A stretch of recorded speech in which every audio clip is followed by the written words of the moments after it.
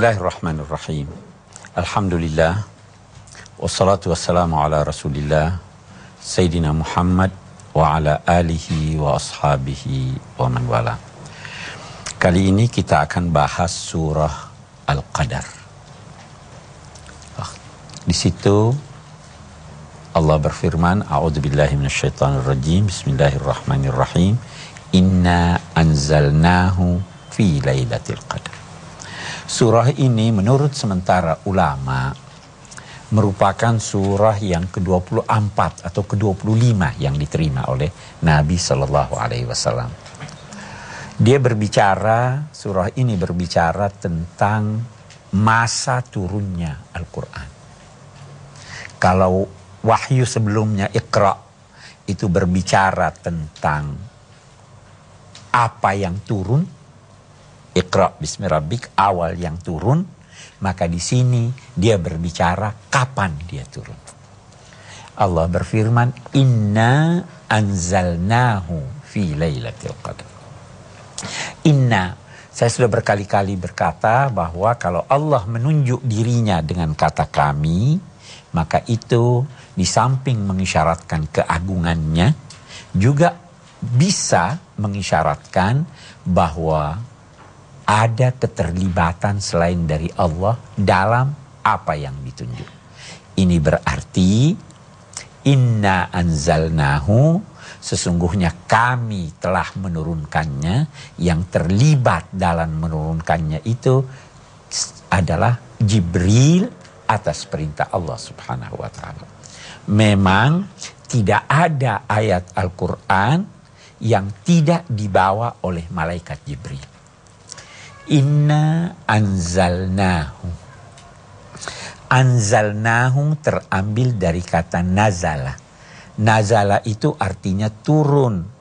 Turun itu artinya berpindah dari suatu tempat yang tinggi ke tempat yang rendah. Dalam Al-Quran, kata nazala ini, atau kita katakan dalam konteks uraian Al-Quran tentang turunnya Al-Quran, ada ayat yang menggunakan kata anzalna. Seperti di sini. Inna anzalnahu. Ada juga ayat yang menggunakan kata nazzala. Wa qalu laula unzila alaihi al-Qur'anu jumlatan wahidan kadzalika linsabita fil fuadak, sampai barattalnahu tartila dan seterusnya dan seterusnya. Ada lagi ayat yang menggunakan kata nazala. Nazala bihi ar-ruhul amin. Nah, ada ulama yang membedakan antara anzala dan nazzala. Wa nazzalnahu tanzila. Kata nazzala itu berarti turun berangsur-angsur. Berangsur-angsur artinya sedikit demi sedikit. Sedangkan anzalna, ada yang memahaminya turun sekaligus.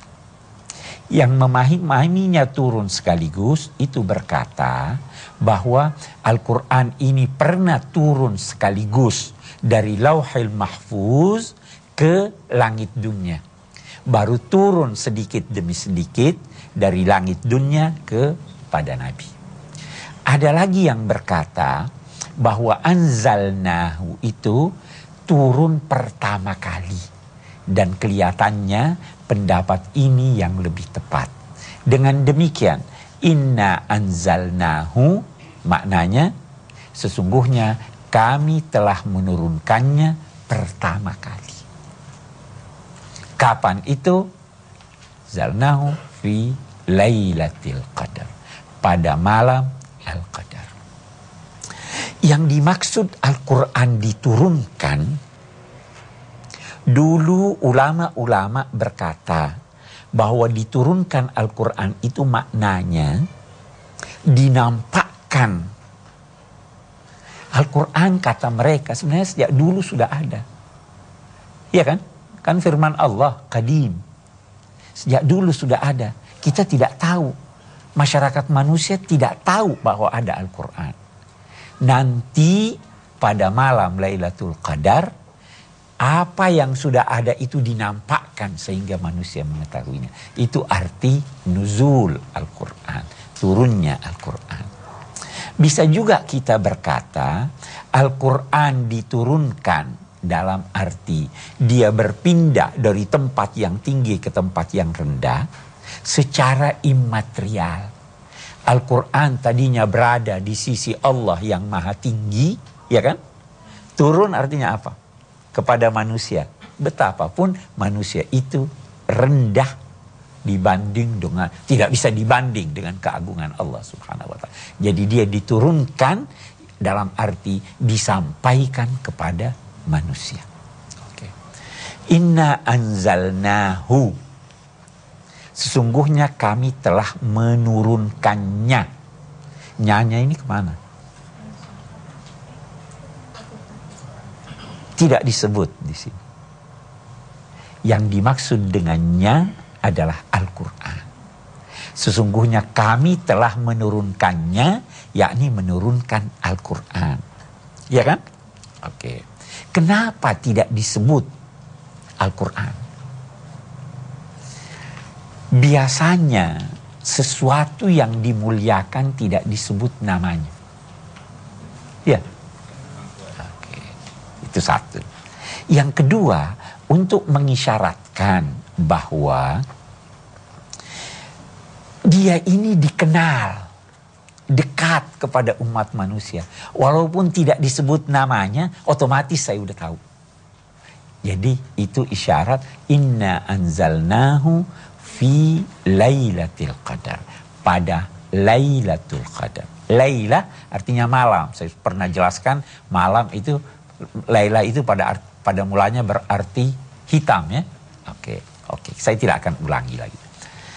Turun pada malam Al-Qadar. Malam mulai dari terbitnya fajar, mulai dari tenggelamnya matahari sampai terbitnya fajar. Al-Quran itu turun awal malam, pertengahan malam atau akhir malam. Tidak ada penjelasan.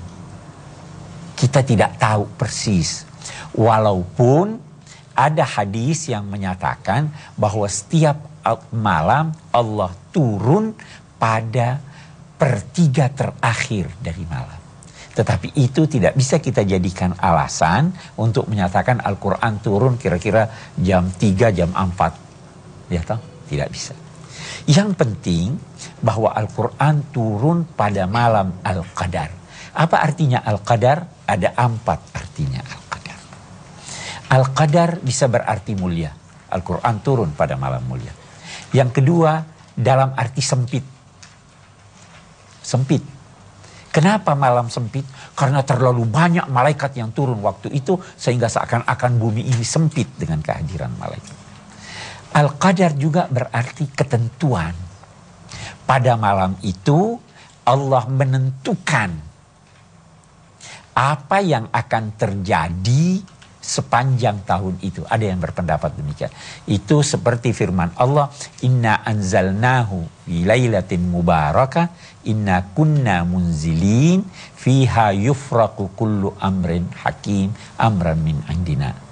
Kami telah menurunkannya pada malam yang penuh berkah. Situ lanjutnya dikatakan fiha yufraqu kullu amrin hakim. Disitulah ditentukan segala persoalan yang penuh dengan kebijaksanaan. Bisa juga malam ketentuan. Di sanalah Allah menentukan khitbahnya bagi perjalanan umat manusia. Itu pada malam Lailatul Qadar. Tahukah kita apa malam Lailatul Qadar? Wa ma adraka ma Lailatul Qadar. Kata ma adraka digunakan oleh Al-Quran untuk hal-hal yang tidak mungkin terjangkau oleh akal fikiran atau sulit sekali terjangkau oleh akal fikiran. Saking mulianya, saking penuhnya dengan rahasia, sehingga akal manusia tidak bisa menjangkau betapa mulia malam ini. Itu dari mana diketahui itu? Karena Allah menggunakan kata wama adraka. Walaupun demikian, sekelumit dari rahasia dan kemuliaannya itu dijelaskan pada ayat berikutnya, Lailatul Qadri khairun min alfi syahr. Malam Al-Qadar itu lebih mulia, lebih baik dari 1000 bulan. Baik, kita akan berhenti untuk melakukan diskusi pada ayat-ayat yang kita jelaskan ini. Saya persilahkan yang mau bertanya. Silahkan.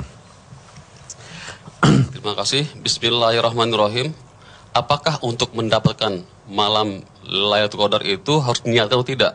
Harus Diniatkan atau tidak? Karena bisa saja seseorang tidak niat, tapi kebetulan pada malam itu dia melakukan ibadah dan kebetulan malam Lailatul Qadar. Satu. Yang kedua adalah apakah tanda-tandanya seseorang mendapatkan malam Lailatul Qadar? Terima kasih. niat aja belum tentu dapat. Dia tidak datang, dia tidak berkunjung kecuali kepada orang yang mempersiapkan jiwanya jauh sebelum kedatangannya. Lailatul Qadar itu saya sering beri contoh seperti tamu agung. Banyak orang tamu agung datang di airport, banyak orang pergi menjemput. Sudah pergi jemput, belum tentu semua yang jemput dilihat oleh tamu agung ini. Belum tentu semua yang dilihat dia senangi. Belum tentu semua yang dia senangi dia kunjungi rumahnya. Yang dia kunjungi adalah yang mempersiapkan jiwanya untuk menyambutnya. Jadi bisa saja banyak orang dikatakan saya mau ibadah, tidak mau tidur pada malam Lailatul Qadar. Belum tentu dia didatangi oleh Lailatul Qadar. Bisa ada satu peristiwa yang terjadi yang dampaknya berbeda-beda antara satu orang dengan yang lain. Saya mau beri contoh. Satu orang tua terjatuh. Saya lihat, ibu lihat, bapak lihat. Bapak mungkin sedih. Kesian orang tua. Ini menertawai. Bisa enggak? Bisa. Yang ini membantu. Satu peristiwa yang sama yang terjadi bisa berdampak berbeda-beda pada sekian banyak orang. Lailatul Qadar datang, oh ini saya nggak mau ke sini. Ini tidak menyambut, ini tidak. Jadi begitu. Jadi bukan diperlukan cuma niat. Bukan diperlukan cuma ibadah pada malam tanggal 27 orang katakan. Ya, tidak. Harus ada persiapan betul-betul jauh sebelumnya untuk mendapatkannya. Saya kira itu Pak ya. Itu kan yang ditanyakan ya. Oke. Baik, yang kedua. Ya, Ibu. Oke. Bismillahirrahmanirrahim. Tadi Pak Ustadz menjelaskan pada malam Lailatul Qadar ditetapkannya ketentuan bagi seseorang. Di lain pihak, saya mengetahui Pak Ustadz, ketika ruh diberikan Allah, takdir seseorang pun telah ditetapkan. Yang menjadikan pertanyaan, adakah korelasi antara kedua ketetapan tadi atau tidak? Mohon penjelasan Pak Ustadz. Terima kasih. Saya ingin jelaskan dulu apa yang dinamakan malam ketentuan. Sekarang begini. Allah Subhanahu wa ta'ala bagi yang siap untuk menyambut Lailatul Qadar itu mencurahkan kepadanya rahmat dengan kehadiran malaikat kepadanya. Nah, kehadiran malaikat ini mengubah jalan hidupnya. Mengubah jalan hidupnya sehingga malam itu seakan-akan atau bahkan memang demikian merupakan ketetapan bagi jalan hidupnya selanjutnya. Itu yang dimaksud. Nah, saya mau beri contoh. Sehari-hari si A bertemu dengan gadis B. Kebetulan jatuh cinta. Kawin. Berubah tidak jalan hidupnya? Berubah jalan hidupnya. Seandainya dia tidak bertemu, boleh jadi jalan hidupnya akan lain. Nah, itu yang dimaksud malam ketentuan, malam ketetapan untuk itu. Yang mendapatkannya, yang bertemu dengannya, berubah jalan hidupnya sehingga menjadi sangat baik. Nah, yang Anda tanyakan tadi apa tandanya? Salah satu tandanya adalah perubahan hidupnya sehingga semua hidupnya itu menjadi penuh kedamaian. Itu nanti yang kita akan terangkan. Salamun hiya hatta matla'il fajr. Jadi ada orang berkata, saya sudah ketemu Lailatul Qadar tetapi amalannya masih buruk. Itu tanda bahwa dia belum ketemu. Ya tak? Tapi kalau amalnya positif semuanya, itu tandanya, itu indikator bahwa dia sudah ketemu. Oke, baik. Yang ketiga siapa yang mau bertanya? Oh, silahkan. Bismillahirrahmanirrahim. Terima kasih atas kesempatan yang diberikan. Kami mohon penjelasan Pak Ustadz mengenai ayat 3, yaitu malam Lailatul Qadar tersebut lebih baik dari 1000 bulan. Yang saya bayangkan ada dua, arti fisik maupun non-fisik. Apakah pada malam itu suatu keadaan yang sangat indah, luar biasa, yang penuh rahmat, ataukah sebaliknya dampak kepada yang menerima malam Lailatul Qadar itu ibadahnya dianggap sangat lebih baik daripada, maksud saya diberi ganjaran yang lebih baik daripada suatu periode 1000 bulan, yaitu yang mencapai 100 tahun mungkin Pak Ustadz. Apakah pengertiannya demikian atau ada hal-hal lain? Mohon penjelasan. Terima kasih. Kita belum jelaskan sebenarnya, tapi saya akan masuk langsung menjelaskan untuk sekaligus menjawab pertanyaan ini. Lailatul Qadri khairum min alfi syahr. Malam Lailatul Qadar itu lebih baik dari 1000 bulan. Yang pertama dulu kita lihat, bisa tidak ada satu amalan yang kita kerjakan yang mempunyai nilai tambah. Waktunya sama, kita gunakan sama, tetapi dia mempunyai ganjaran yang lebih banyak. Bisa. Satu contoh, salat sendiri cuma 5 menit. Ya, salat jamaah 5 menit juga. Apa yang kita lakukan persis sama. Tapi ada nilai tambahnya atau tidak? Ada nilai tambahnya. Nah ini, Lailatul Qadar, sehari atau semalam itu dinilai ganjarannya. Ganjarannya. Bukan pengamalannya. Dinilai sama ganjarannya dengan 1000 bulan. Karena dia malam mulia. Nah, saya katakan ganjarannya. Jangan nanti ada yang berkata begini, sebulan itu saya mau ibadah saja, sudah dapat 1000 bulan. Sisanya saya nggak mau kerjakan. Itu nggak begitu. Ya toh? Apalagi belum tentu yang beribadah waktu itu dapat Lailatul Qadar tersebut. Jadi itu yang dimaksud. Lailatul Qadri khairum min alfi syahr.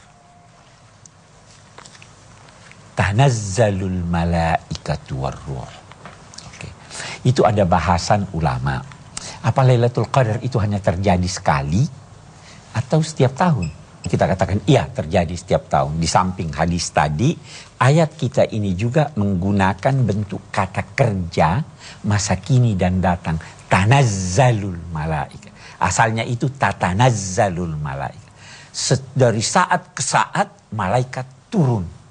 Jadi seandainya dulu cuma sekali, dia tidak akan menggunakan kata tatanazzal. Oke. Malaikat turun. Nah, ini tandanya. Anda dapat Lailatul Qadar atau tidak? Malaikat turun. Malaikat itu senang kepada orang yang taat kepada Allah.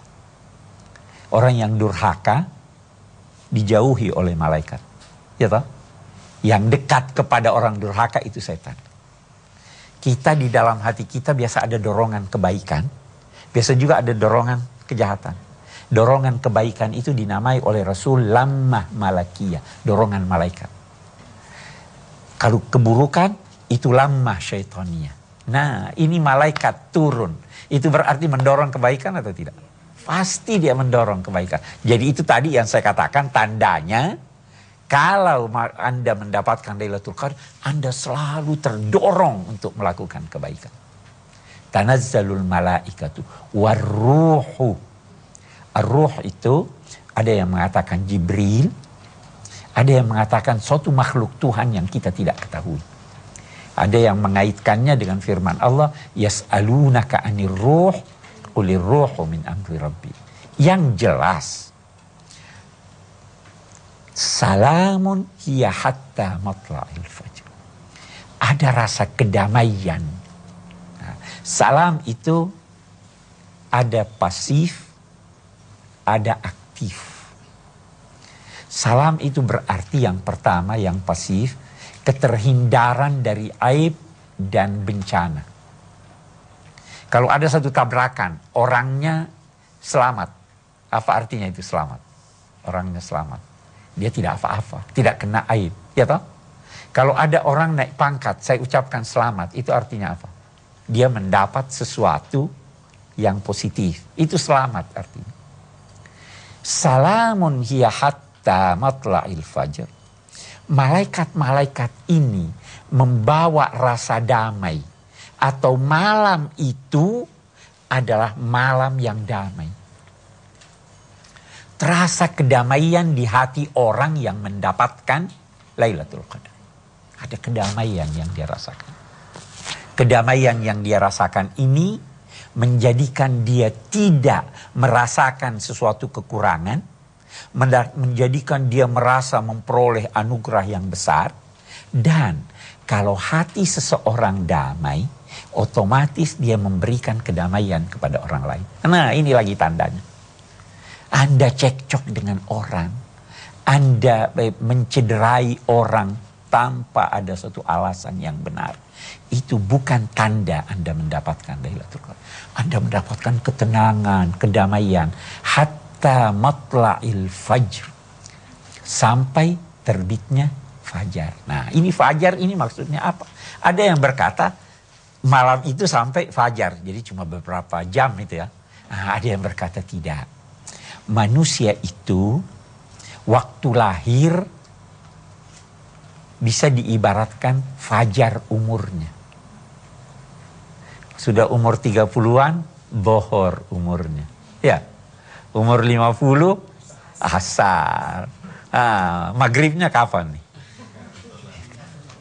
Dia hidup lagi kemudian. Di hari kemudian.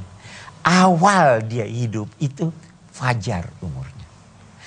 Begitu dia membawa kedamaian pada fajar umurnya yang kedua, dia ada kedamaian, tempatnya di Darussalam. Darussalam itu apa? Negeri yang penuh kedamaian, sorga. Jadi berarti apa? Orang yang mendapatkan Lailatul Qadar ini, mendapatkan kedamaian itu selama hidupnya di dunia, dan kedamaian ini dibawa sampai fajar umurnya di hari kemudian, karena ada kedamaian dalam hatinya di fajar umurnya, maka dia dipersilahkan melanjutkan hidupnya di Darussalam, negeri yang penuh dengan kedamaian.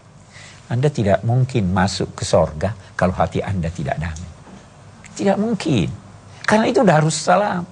Tidak mungkin Anda masuk di sorga kalau ada kebencian, kesombongan di dalam hati Anda. Ya toh? Kenapa itu Adam diusir dari sorga, iblis diusir dari sorga? Tidak ada kedamaian, cekcok mereka. Ihbitu minha ba'dukum li ba'din adu. Permusuhan. Iblis sombong diusir. Tidak mungkin. Nah, jadi kembali lagi. Memang ada hadis-hadis menyatakan ada tanda-tandanya. Katanya matahari tenang. Ada yang berkata warna matahari itu kekuning-kuningan. Tapi itu bukan indikator yang pasti. Ya, bukan indikator yang pasti. Indikator yang disebut oleh Al-Quran adalah salamun hiya hatta matla'il fajr. Ada rasa kedamaian. Kalau Anda masih benci orang, hati Anda tidak damai. Kalau Anda masih sombong, hati Anda tidak damai. Kalau Anda masih durhaka, hati Anda tidak damai. Dan itu tidak mungkin malaikat menyertai Anda. Nah ini. Tanazzalul malaikatu warruhu fiha biizni rabbihim. Atas perintah Allah mereka itu turun. Nah, atas perintah Allah, kamu kunjungi si A. Itu sudah lama siap. Oh ini nggak siap. Itu tidak siap. Ada, oh enggak tahun depan deh, biar dia siap lebih dulu. Nah, tandanya adalah salamun hiya hatta matla'il fajr. Oke, saya ingin kita melihat dari ayat-ayat yang kita baca ini menyangkut Lailatul Qadar. Jangan sampai ada timbul kesalahpahaman, ya, bahwa itu bisa diraih dengan mudah. Jangan ada timbul kesalahpahaman bahwa itu bisa diraih hanya dengan mempersiapkan diri sehari semalam. Tidak. Dia akan datang kepada orang yang betul-betul menyiapkan dirinya menyambutnya. Dia akan berkunjung kepada orang yang hatinya bersih. Kalau tidak, dia tidak senang kepada mereka itu. Baik. Tanazzalul malaikatu warruh. Nah, ini tadi kita katakan, wa ma adraka ma lailatul qadar. Ya kan?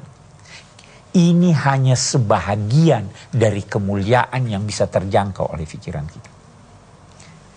Masih banyak keistimewaannya yang tidak terjangkau oleh kita. Masih banyak hal yang disiapkan Allah pada malam itu yang kita tidak tahu. Karena itu, kita hanya bisa berbicara tentang Lailatul Qadar apabila kita memperoleh informasi dari Al-Quran dan informasi dari Rasulullah SAW. Itu saya kira kandungan dari ayat-ayat yang kita baca ini. Kita akan melihat suatu fragmen, kemudian kita akan berdiskusi. Gimana, Ustaz? Makanan sahurnya udah siap? Sudah, Pak. Sekarang berapa? Malam ini 150 kardus. Kemarin berapa? Kemarin 100 kardus, Pak. Besok sore tolong siapkan makanan berbuka untuk masjid besar ya. Berapa bungkus, Pak? Kira-kira sama dengan malam inilah. Baik, Pak. Dan tolong kasbon uangnya nanti berikan sama saya. Baik, Pak. Saya pergi dulu ya. Iya, Pak.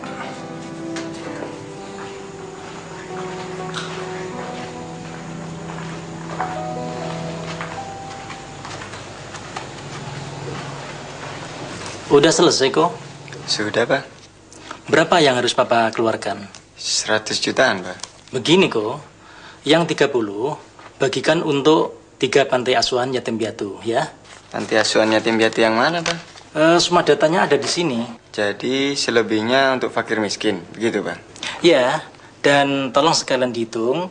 Kalau masing-masing orang dapat 465.000, berapa orang yang terdapat? Sekitar 150 orang, Pak. Kalau begitu, tolong titipkan sama Pak Sony, biar dibagikan sekalian, dan untuk Pak Sony sama temannya, masing-masing kasih 1 amplop ya. Baik, Pak.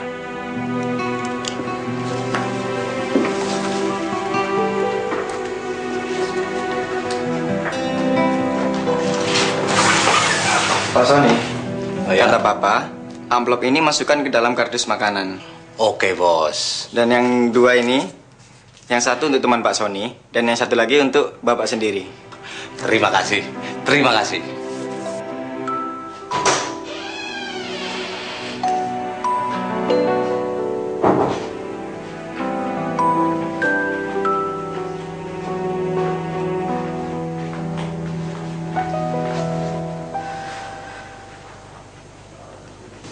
Tumben belum tidur, Ma. Tolong Pak ya, sampaikan amanat ini kepada yang berhak. Oh iya, itu pasti. Nanti jam berapa Pak membaginya? Sekitar jam 1. Mas Niko mau ikut? Iya dong Pak. Boleh, boleh. Ya udah, saya ke belakang dulu Pak ya. Silakan. Ya, sabar dong. Ini kan lebih semangat tuh. Ada apa, Ma? Nggak ada apa-apa. Oh iya, Ma. Tadi siang Papa ketemu sama Bu Haja Farida. Dan beliau titip salam untuk Mama. Ibu dari panti asuhan yang setiap bulan meres uang Papa itu. Apa nggak bisa bicara lebih sopan, Ma? Apa Mama salah? Coba bayangkan, Papa yang setiap hari malam dijadikan siang, siang jadi malam, hanya untuk cari uang. Enak saja dia setiap bulan minta jatah uang sama Papa. Disinilah, Ma. Seperti dalam bulan puasa ini, Pak. Sudah berapa banyak uang yang Papa buang percuma hanya untuk ngasih makan gelandangan. Terus terang, Pak, Mama nggak suka. Mama percaya nggak janji Allah? Bahwa orang yang bersedekah dengan hati yang ikhlas, Allah akan mengganti berlipat ganda. Mama percaya nggak janji Allah itu? Percaya sih percaya, Pak. Ya sudah, nggak perlu diperdebatkan, Ma. Tapi kapan janji itu bisa kita lihat? Loh, Papa sudah merasakan, Ma. Kenapa perusahaan kita bisa cepat maju dan berkembang? Semua itu bukan hanya karena kerja keras Papa, Ma. Tetapi karena Papa juga yakin dan mengamalkan janji-janji Allah itu. Ceramah lagi. Mama bosan dengan ceramah-ceramah Papa.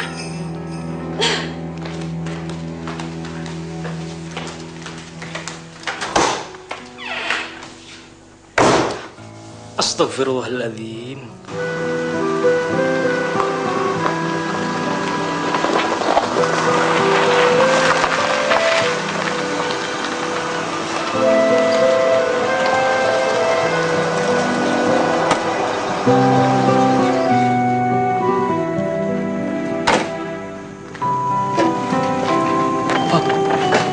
Apa coba?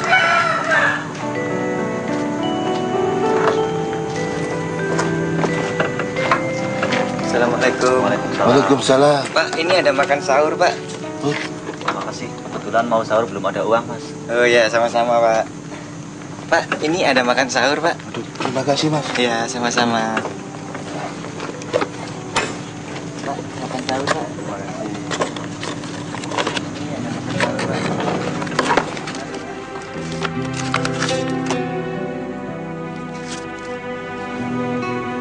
Ada uangnya enggak, Pak? Loh, ada. Gimana sampean ini? Alhamdulillah. Mimpi apa saya ini? Aduh, bisa buat beli baju lebaran anak. Duh, neserle. Udah, silakan. Bismillahirrahmanirrahim. Terima kasih. Yang ingin saya tanyakan adalah apakah sedekah yang dilakukan di malam Lailatul Qadar itu lebih baik dibanding malam-malam Ramadan yang lainnya? Seandainya iya, apa yang kita rasakan gitu? Terima kasih. Kalau kita mengartikan Lailatul Qadar malam mulia, kemuliaan sesuatu itu biasanya mengantar kepada kemurahannya kepada yang lain. Kalau orang mulia itu dia beri Anda banyak, ya kan? Kalau orang hina dia kikir. Nah, karena itu salah satu makna dari kemuliaannya ini adalah pelimpahan